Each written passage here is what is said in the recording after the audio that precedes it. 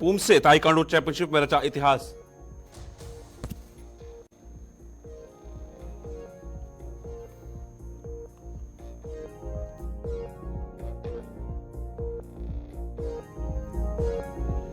CEC Kargil ने capex budget 2024-25 के तहत प्रगति की समीक्षा की।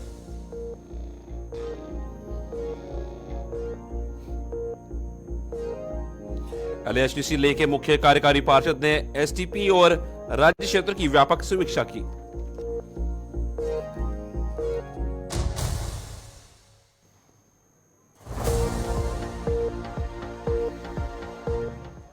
नमस्कार, लद्दाख की खास खबरें देख रहे हैं आप सब। मैं हूं आपके साथ साहिल केरनी।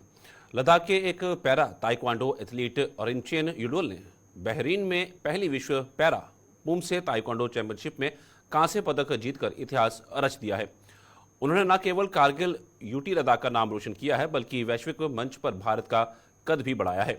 बल्कि इस अभूतपूर्व अंतर्राष्ट्रीय आयोजन में हजारों दर्शकों को मंत्रमुग्ध कर दिया।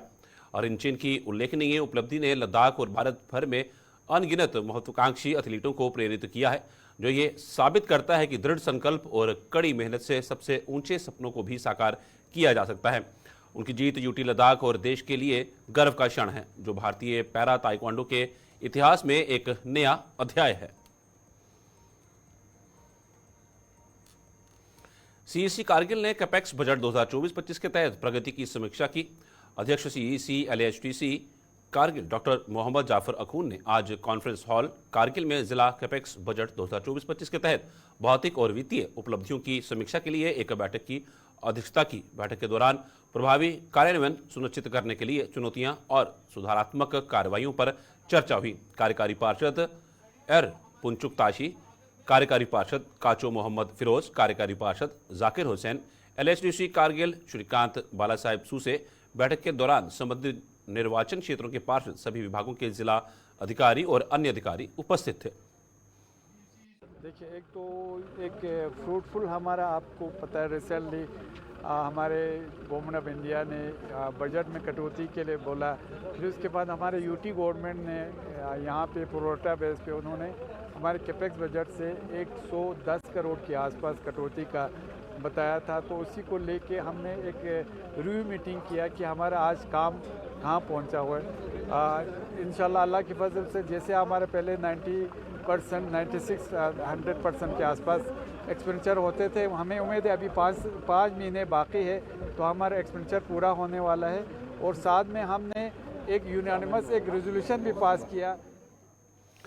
एलएचडीसी ले के सीईसी ने कार्यकारी पार्षद, सीईओ, डीसी ले और अन्य संबंधित विभागों के प्रतिनिधियों के साथ हाल ही में विशेष विकास पैकेज और राज्य क्षेत्र की व्यापक समीक्षा की है।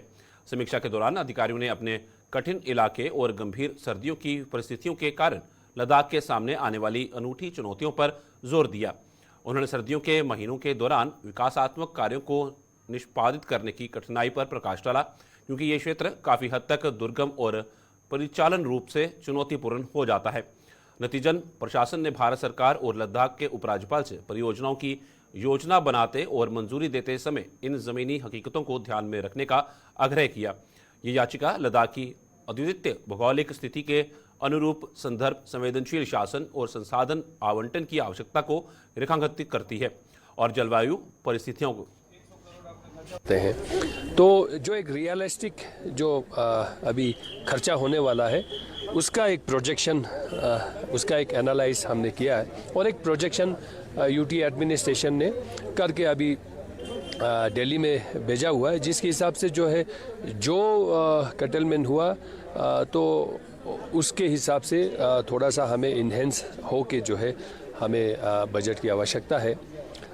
तो उस सभी के ऊपर हमने चर्चा किया और बाकी हमें पूरा उम्मीद है कि हमारे जितने जो रिक्वायरमेंट है वो हमारा रिस्टोर होना चाहिए। और अभी हाल ही में जो है हमारे ऑनरेबल एलजी साहब जो है दिल्ली जाके उन्होंने बात किया है और दिल्ली में जो है एलजी साहब ने बहुत ही स्ट्रॉन्ग वॉइस में जो है उन्होंने जो है ये सारे बातों को जो है वहाँ पे उन्होंने रखा है और यहाँ की जो ग्राउंड रियलिटी है उसके बारे में भी जो है दिल्ली में जो है फाइनेंस मिनिस्ट्री में जो है उन्होंने सबको अप्राइज किया है, क्योंकि वहाँ कभी कभी लगता यहाँ के जो बहुत सारे लोग अवेयर नहीं होते हैं यहाँ किस तरह का जो है कि हिसाब से काम चलते हैं।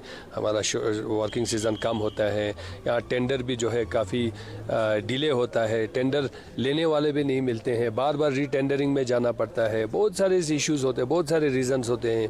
तो अक्टूबर जैसे महीने में जो है कटल करना, जब हम लोग जो है बिल्कुल, क्योंकि लेह का इलाका भी बहुत बड़ा है और लोग जो है रिमोट से रिमोट में काम कर रहे होते हैं, बहुत सारे जगहों पे तो नेटवर्क भी नहीं होते हैं, बिल करने का तो लोग किसी को सोचते भी नहीं है उस टाइम पे, क्योंकि काम निकलना है, क्योंकि लेबर सारे भाग जाते हैं। तो इसलिए जो है